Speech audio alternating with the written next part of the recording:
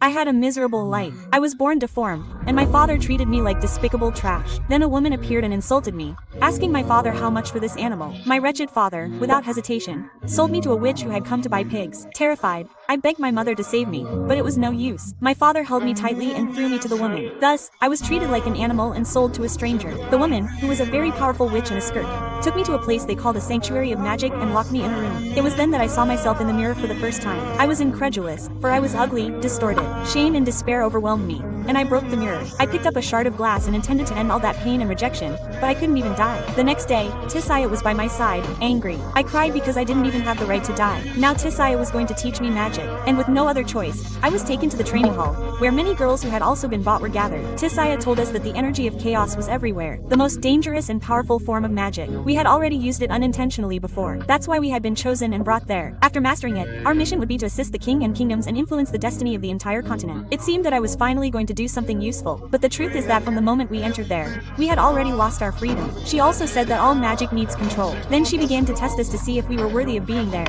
She ordered us to lift the stones without touching them, using only a spell. One of the girls managed it quickly, and I was already envious. But the next second, her hand darkened and withered, leaving only a bone of that skirt. Screams echoed through the hall. Without any reaction, she only said, "This is balance." Then she demonstrated. She held up a flower, uttered the incantation, and the stone floated, while the flower immediately withered. She said that magic always wants something in return. The other girls succeeded one after another. As for me, I failed repeatedly. I tried, but I couldn't, and I despaired. And without hope, I was driven by a desperate impulse. I put the flower in my mouth and chewed, trying anything to make the exchange. Tisaya stared at me with disdain, walked over to me, and said, "Sometimes a flower is just a flower, and the best thing it can do for us is die." All I felt was anger and humiliation, and sadness overwhelmed me. I turned my back and walked away, but I wasn't going to give up.